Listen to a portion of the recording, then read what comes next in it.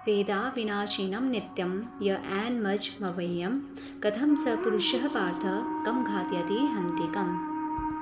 भगवान कृष्ण कहते हैं, हे अर्जुन, जो पुरुष इस आत्मा को नाश रहित, नित्य, अजन्मा और अव्यय जानता है, वह पुरुष कैसे किसको मरवाता है और कैसे किसको मारता है।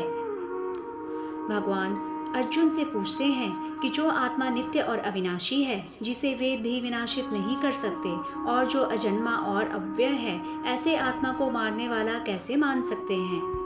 यह श्लोक आत्मा के शाश्वत स्वभाव को स्पष्ट करता है। भगवान कृष्ण ने अर्जुन को समझाया कि आत्मा न तो जन्म लेती है और न ही मरती है, यह शाश्वत, अविनाशी और स्थायी है। वेद भी इस आत्मा की अनंतता और अविनाशिता की पुष्टि करते हैं। श्री कृष्ण अर्जुन को यह स्पष्ट करते हैं कि यदि आत्मा स्वयं नाशवान नहीं है तो वह कैसे मृत्यु के डर से घबराए। आत्मा का यह वास्तविक स्वरूप उसकी शाश्वतता को दर्शाता है और यह जीवन और मृत्यु के संदर्भ में झूठी धारणाओं से परे है। वांसांसि जीर्णानि यथा विहाय नवानि गृह्णति नरो पराणि तथा शरीराणि विहाय जीर्णान्यानि संयाति नवानि देहि। जैसे मनुष्य पुराने वस्त्रों को त्याग कर दूसरे नए वस्त्रों को ग्रहण करता है, वैसे ही जीवात्मा पुराने शरीर को त्याग कर दूसरे नए शरीरों को प्राप्त होता है। इस रूपक के माध्यम से भगवान श्री कृष्ण यह स्पष्ट करना चाहते हैं कि शरीर की मृत्यु आत्मा के लिए कुछ भी नहीं है। आत्मा अमर और शाश्वत होती है और मृत्यु केवल एक शरीर के परिवर्तन की प्रक्रिया है, न कि आत्मा की समाप्ति। इस प्रकार यह श्लोक हमें सिखाता है कि मृत्यु और शरीर की समाप्ति के बारे में डरने की कोई आवश्यकता नहीं है, क्योंकि आत्मा का अस्तित्व अनंत है और वह एक नए शरीर में प्रवेश करती है। इस समझ के साथ हमें जीवन और मृत्यु के वास्तविक स्वरूप को समझना चाहिए और इसे सहजता से स्वीकार करना चाहिए। नैनम छेदन्ति शस्त्राणि नैनम दहति पावकः न चैनम कल्येद्यन्त्यापो न शेष्यति मारुतः। इस आत्मा को शस्त्र नहीं काट सकते, इसको आग नहीं जला सकती, इसको जल नहीं गला सकता और वायु नहीं सुखा सकता। इस श्लोक के माध्यम से भगवान श्री कृष्ण अर्जुन को यह समझाते हैं कि आत्मा पर किसी भी भौतिक शक्ति का प्रभाव नहीं पड़ता। इस श्लोक में यह स्पष्ट किया गया है कि आत्मा एक अविनाशी और अपरिवर्तनीय तत्व है। न तो यह किसी शस्त्र से कटती है, न आग से जलती है, न पानी से गीली होती है और न ही हवा से सुखाई जाती है।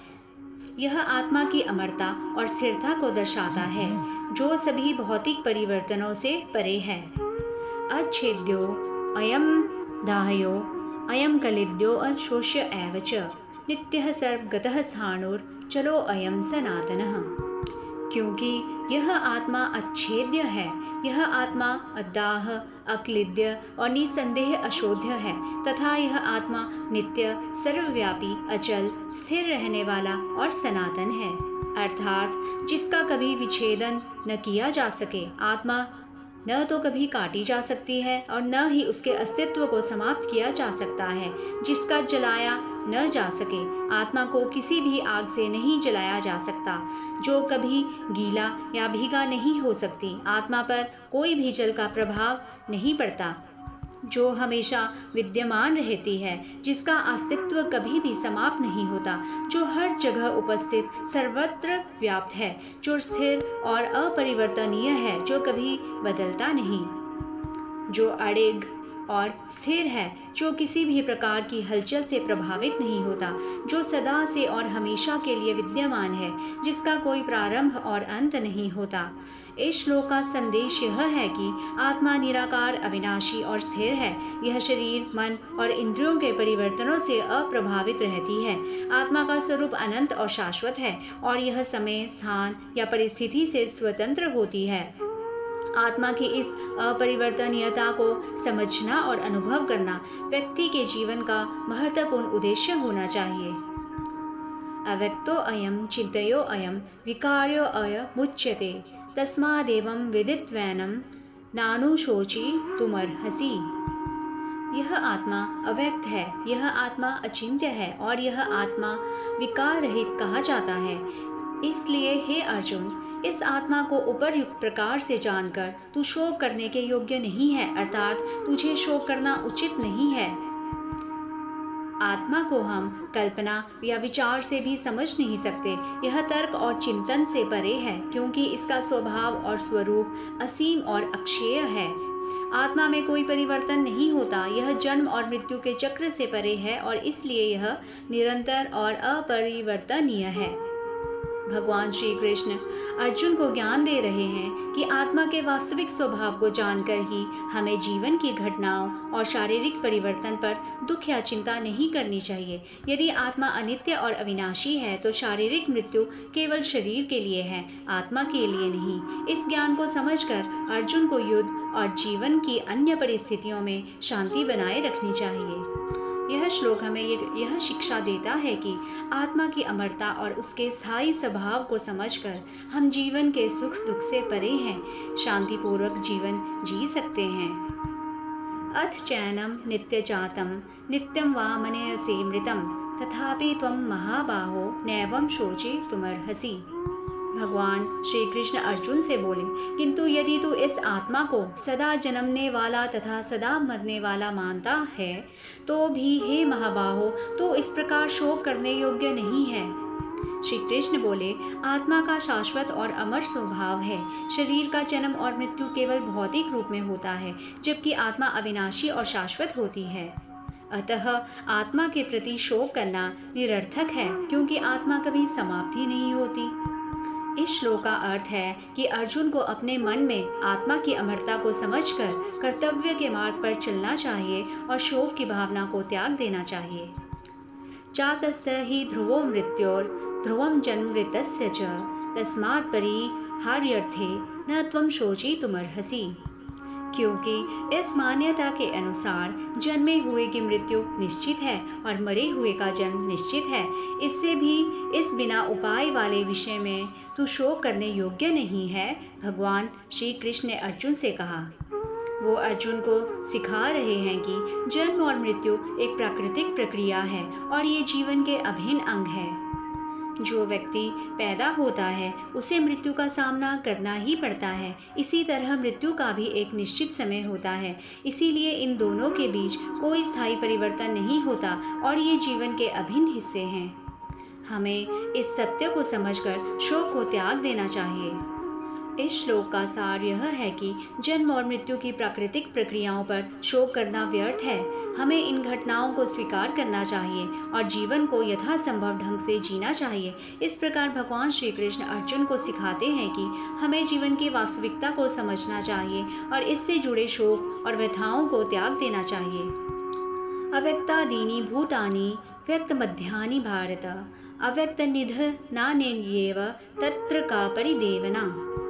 हे अर्जुन, संपूर्ण प्राणी जन्म से पहले अप्रकट थे और मरने के बाद भी अप्रकट हो जाने वाले हैं, केवल बीच में ही प्रकट हैं। फिर ऐसी स्थिति में क्या शोक करना है। भगवान श्री कृष्ण कह रहे हैं कि यह संसार परिवर्तनशील है। इस संसार में सभी जीव और वस्तुएं प्रारंभ में अदृश्य होती हैं, फिर वे समय के साथ प्रकट होती हैं और अंत में फिर से अदृश्य हो जाती हैं। श्री कृष्ण कहते हैं, जिस प्रकार भूत और वस्तुएं समय के साथ बदलती रहती है, वैसे ही जीवात्मा भी जन्म और मृत्यु के चक्र से गुजरती है। इसीलिए मृत्यु के बाद भी आत्मा का अस्तित्व रहता है और यह बदलती स्थिति सामान्य प्रक्रिया का हिस्सा है। इस प्रकार शोक और दुख का कोई स्थान नहीं है। आशर्चय वत् पश्यति कशीदेन माशर्चय वदति तथैव चान्यः। आशर्चय वच्चैन्मयः शृणोति श्रुत्वाप्येनं वेद न चैव कस्यचित्। कोई एक महापुरुष ही इस आत्मा को आश्चर्य की भांति देखता है और वैसे ही दूसरा कोई महापुरुष ही इसके तत्व का आश्चर्य की भांति वर्णन करता है, तथा दूसरा कोई अधिकारी पुरुष ही इसे आश्चर्य की भांति सुनता है और कोई कोई तो सुनकर भी इसको नहीं जानता। श्री कृष्ण कहते हैं, आत्मा के बारे में कई लोग अलग अलग प्रतिक्रियाएं दिखाते हैं। कुछ लोग आत्मा के अस्तित्व और उसकी विशेषताओं को देखकर चकित हो जाते हैं, जबकि कुछ लोग इसे समझने के प्रयास में कई बातें करते हैं, लेकिन उनकी बातों में भी गहराई नहीं होती। कुछ लोग आत्मा के बारे में सुनते हैं, लेकिन फिर भी उसकी वास्तविकता को नहीं समझ पाते। इस प्रकार आत्मा की सच्चाई इतनी गहरी है और सूक्ष्म है कि कोई भी उसे पूरी तरह से जानने में सक्षम नहीं होता। आत्मा की वास्तविकता को समझना एक गहन और सूक्ष्म प्रक्रिया है। यह केवल साधना और ज्ञान के माध्यम से ही संभव है। देहि नित्यं वध्यो अयं देहे सर्वस्य भारत तस्मात् सर्वाणि भूतानि न त्वं शोचितुमर्हसि। हे अर्जुन, यह आत्मा सबके शरीर में सदा ही अवध्य अर्थात जिसका वध नहीं किया जा सकता है। इस कारण संपूर्ण प्राणियों के लिए तू शोक करने योग्य नहीं है। इस श्लोक का संदेश है कि आत्मा के अमरत्व को समझकर हमें जीवन की घटनाओं और परिस्थितियों को अधिक संतुलित और समर्पण के साथ देखना आवश्यक है। स्वधर्मपि चावीक्ष्य न विकम्पितो मर्हसि धर्म्यादि युद्धाच्रच्छेयो अन्यत् क्षत्रियस्य न विद्यते। श्री कृष्ण बोले, अर्जुन, अपने धर्म को देखकर भी तू भय करने योग्य नहीं है, अर्थात तुझे भय नहीं करना चाहिए, क्योंकि क्षत्रिय के लिए धर्म युक्त युद्ध से बढ़कर दूसरा कोई कल्याणकारी कर्तव्य नहीं है। भगवान श्री कृष्ण अर्जुन को उनके कर्तव्यों की याद दिला रहे हैं।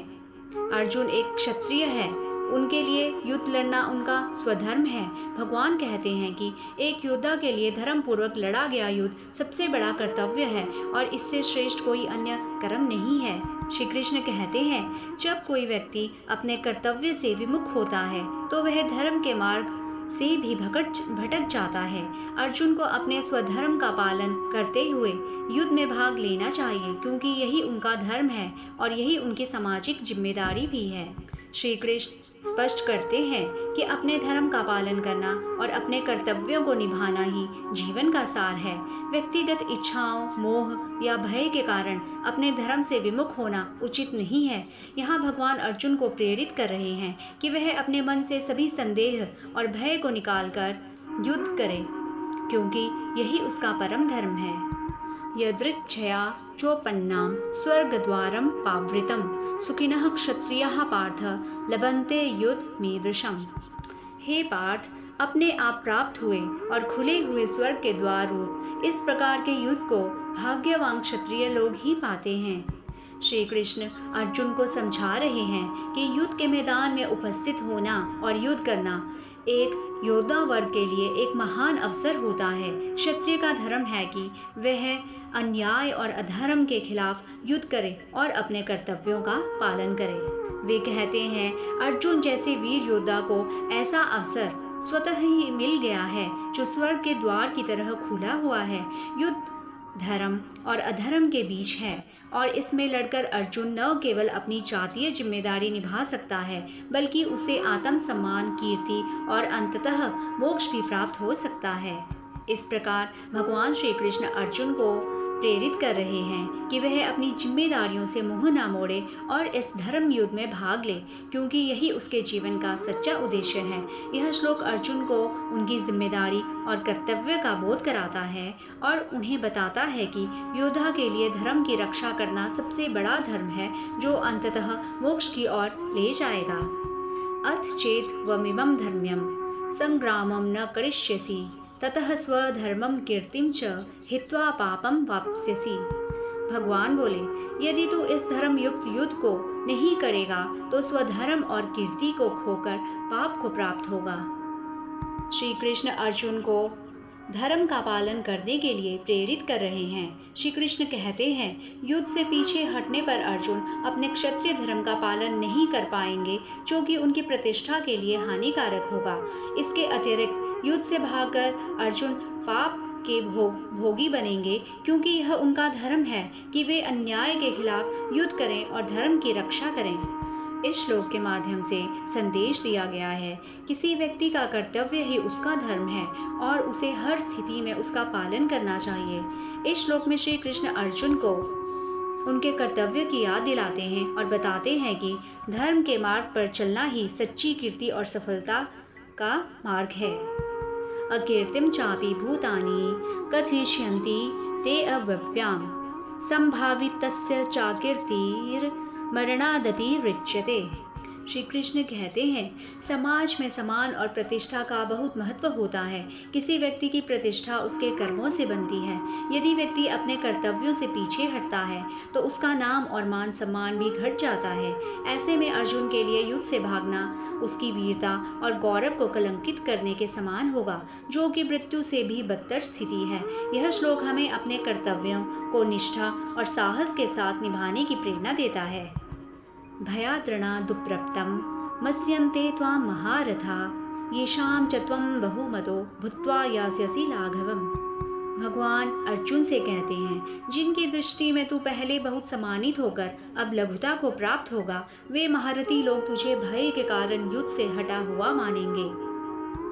अर्जुन एक योद्धा हैं और उनका धर्म है कि वे धर्म की रक्षा के लिए युद्ध करें। यदि वे युद्ध से भागते हैं तो लोग उन्हें कायर समझेंगे। वे सोचेंगे कि अर्जुन भय के कारण रणभूमि से पलायन कर गए। इस प्रकार अर्जुन की प्रतिष्ठा को नुकसान होगा और जो लोग पहले उन्हें महान योद्धा मानते थे, वे अब उन्हें तुच्छ समझेंगे। इसलिए भगवान कृष्ण अर्जुन को प्रेरित कर रहे हैं कि वे अपने धर्म का पालन करें और युद्ध में भाग लें, न कि युद्ध से पीछे हटे। यह श्लोक न केवल अर्जुन के लिए बल्कि सभी के लिए एक महत्वपूर्ण संदेश है कि अपने कर्तव्यों और धर्म का पालन करना अत्यंत आवश्यक है, चाहे परिस्थिति कैसी भी हो। समाज में हमारी प्रतिष्ठा हमारे कर्तव्यों और कर्मों पर निर्भर करती है। अवाच्यावादाश्च बहून् वदिष्यन्ति तवाहितः निनन्दन्त स्तव सामर्थ्यं ततो दुःखन्तरं नु किम।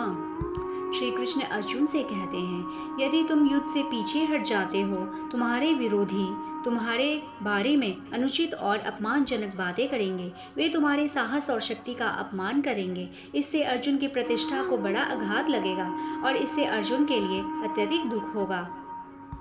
यहाँ पर भगवान संदेश दे रहे हैं, व्यक्तिगत सम्मान और आत्म सम्मान का ह्रास मनुष्य के लिए बहुत बड़ा दुख है, विशेषकर एक योद्धा के लिए जो समाज में अपने साहस और पराक्रम के लिए जाना जाता है। उसके लिए अपमान सबसे बड़ी पीड़ा है। अतः अर्जुन को अपने कर्तव्यों का पालन करना चाहिए और युद्ध से पीछे नहीं हटना चाहिए, क्योंकि यह न केवल उसकी प्रतिष्ठा बल्कि धर्म और सत्य की रक्षा के लिए भी आवश्यक है। हतो वा प्राप्यसि स्वर्गं जित्वा वा भोक्ष्यसे महिं तस्मादुत्तिष्ठ कौन्तेय युद्धाय कृत निश्चयः। भगवान अर्जुन से बोले, तो तू युद्ध में मारा जाकर स्वर्ग को प्राप्त होगा अथवा संग्राम में जीतकर पृथ्वी का राज्य भोगेगा। इस कारण हे अर्जुन, तू युद्ध के लिए निश्चय करके खड़ा हो जा। भगवान कह रहे हैं, किसी भी स्थिति में अर्जुन का कल्याण ही होगा। यदि वह युद्ध करते हुए मारा जाता है तो उसे स्वर्ग की प्राप्ति होगी, जो कि एक महान योद्धा के लिए सम्मान की बात है। दूसरी ओर यदि वह युद्ध में विजयी होता है तो उसे धरती पर राज्य और ऐश्वर्य का सुख प्राप्त होगा। श्री कृष्ण यहाँ अर्जुन को कर्तव्य के महत्व और धर्म के पालन के लिए प्रेरित कर रहे हैं, जिससे न केवल व्यक्तिगत उन्नति होती है बल्कि समग्र समाज और धर्म की रक्षा होती है। सुख दुखे समे कृत्वा लाभालाभो जया जयो ततो युद्धाय युज्यस्य नैवं पापं वाप्यसि। जय पराजय, लाभ हानि और सुख दुख को समान समझकर उसके बाद युद्ध के लिए तैयार हो जा। भगवान बोले, इस प्रकार युद्ध करने से तू पाप को नहीं प्राप्त होगा। यहाँ पर सुख और दुख, लाभ और हानि, जीत और हार को समान दृष्टि से देखने की बात कही गई है। जीवन में इन सभी परिस्थितियों का सामना करना पड़ता है और ये सभी स्वाभाविक रूप से आते जाते रहते हैं। ऐसा करने से मनुष्य किसी भी स्थिति में संतुलित रहता है और मनोवैज्ञानिक रूप से मजबूत बनता है। जब कोई व्यक्ति निष्पक्ष होकर अपने कर्तव्यों का पालन करता है और परिणाम के प्रति आसक्त नहीं होता तो उसे पाप नहीं लगता। परिणाम की चिंता से मुक्त होकर निष्काम भाव से कर्तव्य का पालन करना ही सच्चा धर्म है।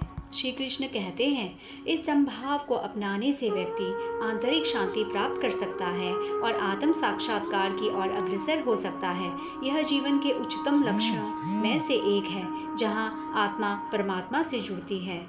ऐशाते विहिता सांख्ये बुद्धिर्योगेत विमां शृणुः बुद्धया युक्तो यया पार्थकरम बंधम प्रहास्यसि। श्री कृष्ण अर्जुन से कह रहे हैं, यह जो ज्ञान मैं तुम्हें बता रहा हूँ वह सांख्य अर्थात ज्ञान योग के माध्यम से दिया गया है। सांख्य का तात्पर्य है ज्ञान या तत्व ज्ञान से है, जो कि वेदांत या दर्शन शास्त्र की विद्या है। अब भगवान कृष्ण अर्जुन से कह रहे हैं कि वे योग के माध्यम से प्राप्त बुद्धि की बात सुने। योग का तात्पर्य है कर्म योग या क्रियात्मक योग, जिससे आत्मा की स्थिति को समझने और कार्यों का सही निष्पादन करने का ज्ञान शामिल है। जो बुद्धि इस ज्ञान से प्राप्त होती है वह बुद्धिमता या विवेक के साथ युक्त होती है। भगवान श्री कृष्ण अर्जुन से कहते हैं, इस बुद्धि से सुसज्जित होकर अर्जुन कर्म बंधन को पार कर सकते हैं। इस श्लोक में भगवान श्री कृष्ण अर्जुन को ज्ञान और योग के माध्यम से सही मार्गदर्शन देने का वचन देते हैं, जिससे अर्जुन कर्मों के बंधनों से मुक्त हो सकेंगे और आत्मा की वास्तविकता को समझ पाएंगे। यनेहा भी क्रमणा श्वस्ति प्रत्यवातो न विद्यते स्वल्पमयस्य धर्मस्य त्रायते महतो भयात्। इस श्लोक में भगवान श्री कृष्ण आत्मा की अमरता और धर्म के पालन के महत्व को समझा रहे हैं। भगवान श्री कृष्ण कह रहे हैं, इस जीवन में धर्म के पालन के प्रयास की कोई हानि नहीं है। धर्म के पालन में जो भी प्रयास किया जाता है उसका कोई भी दुष्परिणाम नहीं होता। इस प्रकार इस श्लोक का सार है कि धर्म के पालन का प्रत्येक छोटा सा प्रयास भी व्यक्ति को बड़े संकट और भय से बचा सकता है। इस श्लोक में भगवान श्री कृष्ण यह स्पष्ट कर रहे हैं कि धर्म के पालन में जो भी प्रयास किया जाता है, चाहे वह कितना भी छोटा क्यों ना हो, वह कभी भी निष्फल नहीं जाता।